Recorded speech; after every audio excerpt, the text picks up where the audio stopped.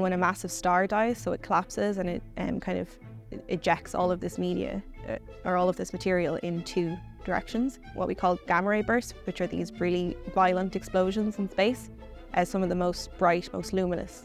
The amount of energy that they give off, so it's kind of it's a hard to imagine amount of energy.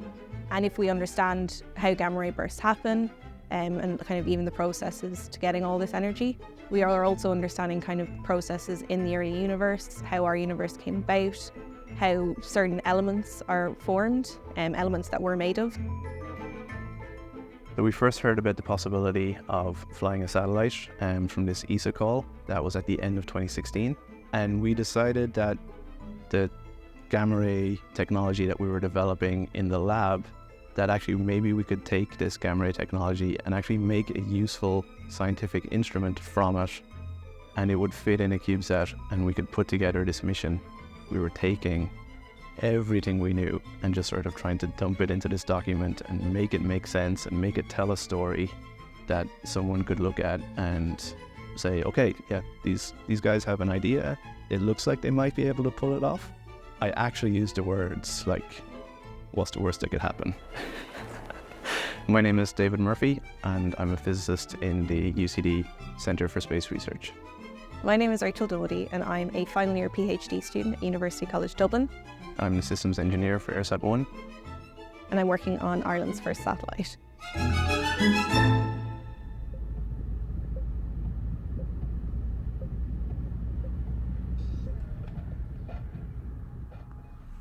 Dans une vidéo sur Twitter, il a mis en avant son combat toujours en cours, selon lui, pour la liberté et la démocratie. How big is a CubeSat? And I'm thinking because this is one of our pet peeves. When the writers say that it's the size of a cereal box or of a bag of rice. So a CubeSat can consist of one unit up to a multitude of units. It's 10 by 10 by 10 centimeters, which is roughly the equivalent of a bag of sugar. No, you cannot use this. My colleagues will hate me. What household item? You tell me what household item is about that big. Like a bit bigger than a Rubik's Cube. One unit is about 8 Rubik Cubes. Well, I'm Joost van Russel. I am currently responsible for the ESA Academy, our program in which we aim to prepare the next generation of Europe's space workforce. My name's Alex Kinnaird. I'm the program coordinator for the Flyer Satellite program, working in the ESA Education Office. I'm David Palma, and I'm a systems engineer for the Flyer Satellite program of the ESA Education Office. So CubeSat started off in the early 2000s in the US, where two professors decided to create a standard that should make satellite engineering more accessible to students.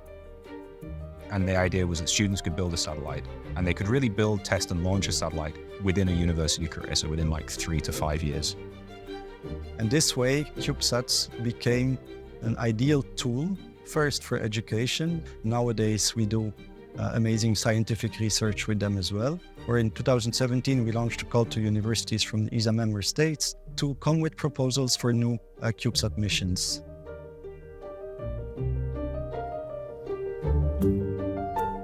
They came to ESTEC, all the teams came to ESTEC, and they made the pitch. They showed up as really as a team already, same t-shirts, very well-spoken. We were confident in like our detector technology, and we were confident that we had some good ideas, but we were coming from a place where no one in our country has ever launched a satellite before. A lot of what we were proposing was really, really new to us, and it was about 2 weeks later. We were all having lunch together, and I was looking through this email, and my mouth kind of dropped a bit, and Lorraine looked over and she's like, "What's going on?" I was like, we got it, we're building a CubeSat. Stunned silence, kind of in disbelief, and then stunned silence in like, we have to go do this now. Lorraine like posted a message on Twitter, and it was like, "I don't know how to say this, we're building a satellite. Oh, that's right. Yes. I'd forgotten that. Years on, I still have that sense of disbelief we're doing this. My name is Lorraine Hanlon. I am a professor in the School of Physics. My role in EIRSAT is as the endorsing professor, which is how ESA described the academic staff member who supports the teams. So I heard about a talk that was going on, that a group in UCD were building a satellite, and I went along to this talk, and it was just incredible to kind of hear that this group of students had been accepted by this program, and then even that they were taking on kind of master's and PhD students to do some work on this project. That's what really kind of captivated me. I mean, after the initial stunned reaction, the panic set in a little bit, I suppose, when we realised that we had nothing in terms of resources. We had people, but we had no funding. So I did start knocking on doors, and the response was, of course, what can we do? How can we help? Hey, I'm Jack. Every day I get on the bus and I go to Dublin, and I go into a very loud room with fans where I test some stuff that's going to go to space. And I'm going to make sure that once it goes to space, it's going to work, hopefully, for the next few years. I don't know who came up with EIRSAT, but that's the best thing we've... How's Lorraine? He walked into my office and said, "What will we call it?" Some people don't like it. I didn't like it at first. And then she sold it on me. Cut. Yeah. She sold me on it. We felt like a little bit outclassed there, or at least that we were the scientists who had come to an engineering challenge. So it's really easy to get hung up on the engineering, I think, when you're building a CubeSat. So building a CubeSat is an engineering task. But like the point of having the CubeSat isn't to perform either a technology demonstration or to do some science. There is not a recipe to build a CubeSat, and it depends really on what kind of science do you want to do, what kind of engineering do you want to do, do you want to demonstrate some technology? My work mostly focuses on GMOD, the gamma ray module, which is our primary science payload.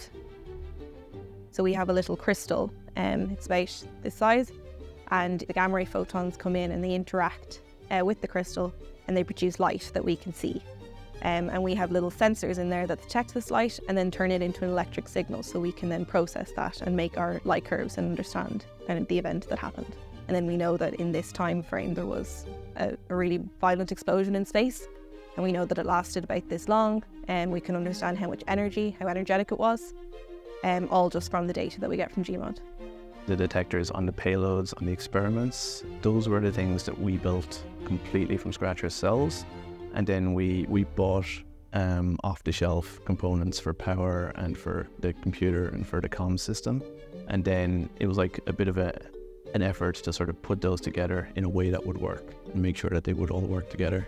When we were like really deep in the design aspect of the satellite, it would just sort of seep into my dreams. Like I'd wake up in the middle of the night, I was like, oh God, I can't put the GPS module there. Like this isn't going to work. Why do we test spacecraft? Because space is hard. Space is very hard. And it starts on the ground. And, it's really a hostile environment.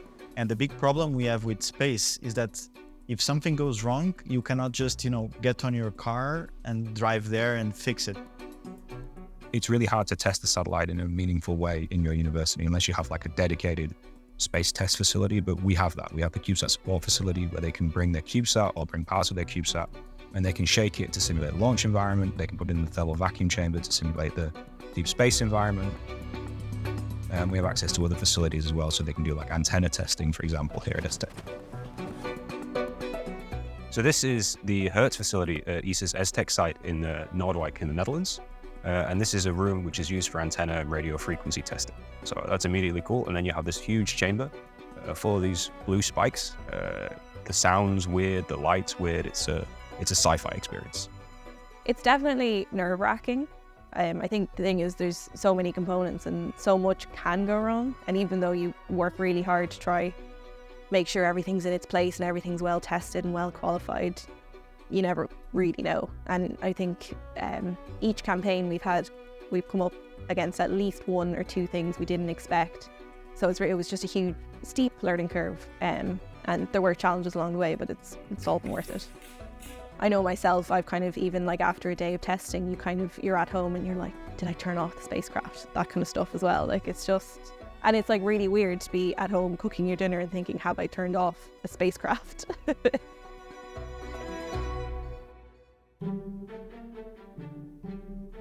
We knew this would be a way to inspire young people in the country, not just about space, but about STEM and about, being bold and going after your dreams. Ireland has a great tradition of writers and writing, so we thought one brilliant way could be to connect EIRSAT-1 to Irish writing, and that was the beginning of the poem.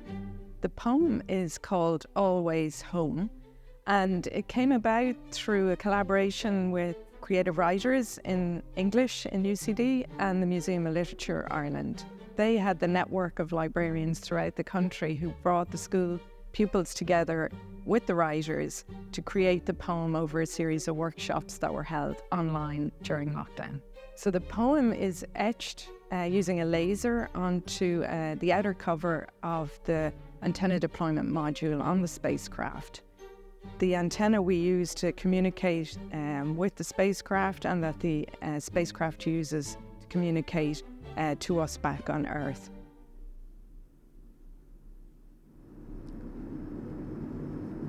Think warm, think warm, think warm. Very hot, very hot, very hot.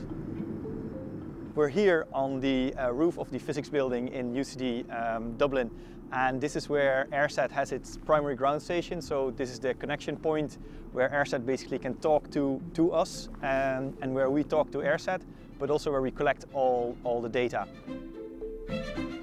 My name is Bas Steijnen. I'm currently a PhD candidate here in the School of Mechanical and Materials Engineering, and I'm also a member of the EIRSAT-1 team. So we have our primary ground station here. We are very close to the sea here, so there's sometimes lots of hard wind or harsh weather.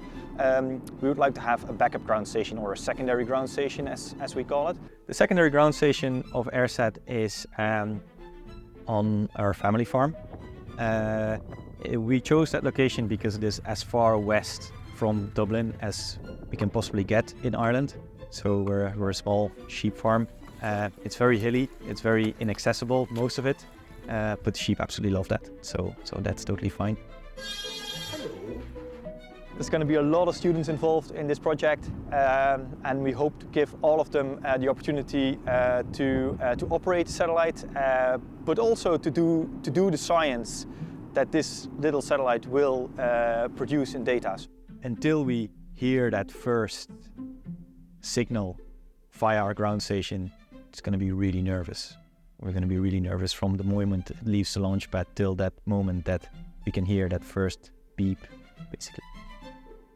Once we have operations going, I'm really looking forward to bringing on the next generation of students who now have a satellite to operate, who now have data they can take from our own satellite to analyse.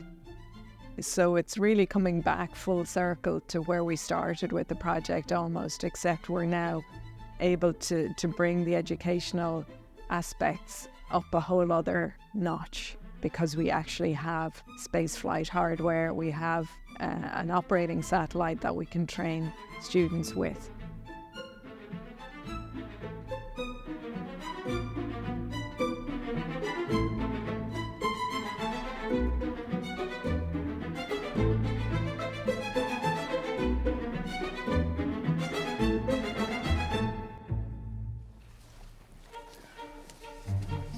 It's extremely rewarding to be involved in the launch of the first satellite of a nation. Ireland will become a spacefaring nation through EIRSAT. We had to collaborate closely with the legal department at ESA, with the authorities in Ireland to make this possible. There was no domestic legislation regulating space activities. It's probably as complicated to pass through all the legal processes as it is to pass through all the engineering challenges to launch the first satellite. In fact, actually, these legal matters came to light as a result of the legal and policy analysis undertaken by officials in our department to ensure that there was a supportive legislative and policy framework in place for the future launch, maybe sometime this year or early next year, of Ireland's first satellite, EIRSAT-1, by the UCD as part of the European Space Agency's Fly Your Satellite programme. I'm delighted that the team from UCD are with us tonight here in the gallery. But it'll be a proud moment for Ireland when we can see the fruits of their work in the months ahead. They've been very busy in UCD for the last number of months, and I'm glad they're here. Part of the satellite programme there at EIRSAT-1, with Lorraine Hanlon, with David McKeown, Gabriel Finneran, Joe Thompson, Joe Mangan and Ronan Wall. I think I've covered everybody. I hope I'm missing nobody, but they're doing great work from an education point of view as well. They would associate kind of launching spacecraft with the big space agencies in America and Europe. They wouldn't think a college or a university in Ireland would be able to kind of be part of that community of launching spacecrafts. It's a much more lively, active place for space these days than it was 6 years ago when we started. Like we wouldn't have gotten here without the people at ESA that we have access to. And when they sort of endorse your project, it's like it gives you credibility. Other people start to listen to you and believe in you as well.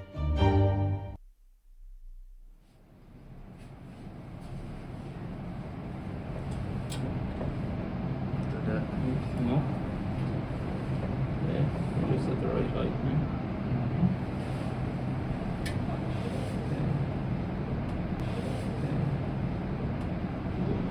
Okay, you need your tilted down, so you need to lift your end a little. Yeah, now don't go any further than there.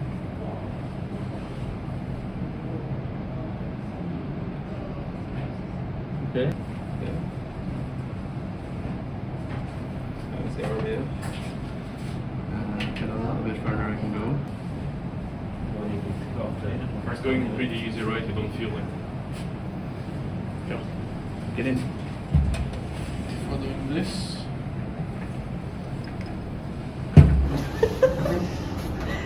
Oh, get me a tissue. You better turn on there. Not now. Not now. Not now.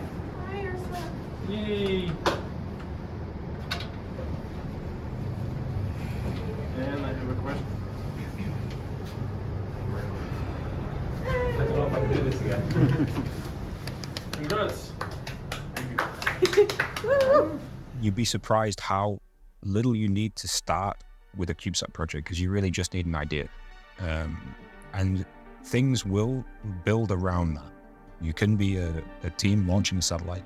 In some cases, you can be a team launching a satellite, the first satellite for your nation.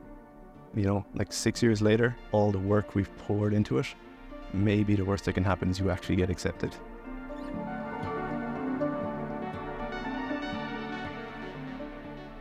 Joyce believed he could do anything with words.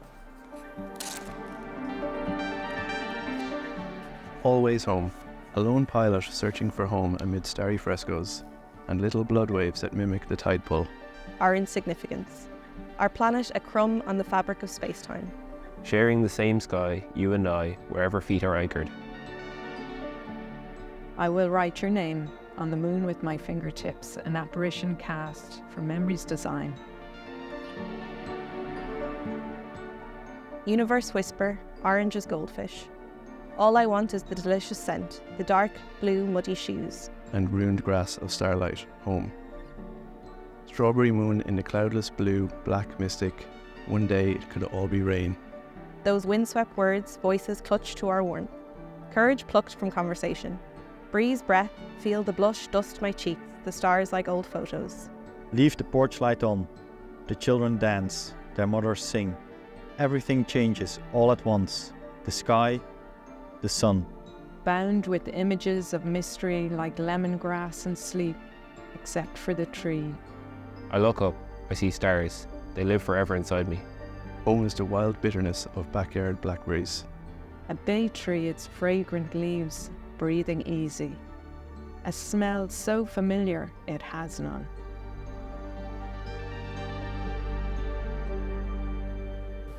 Bye. Bye. Bye. Bye. Bye. Safe home. Bye. Bye. Bye. Bye. Bye. Bye. Bye. Bye. Bye. Bye. Bye. Bye. Bye. Did anyone turn off the immersion?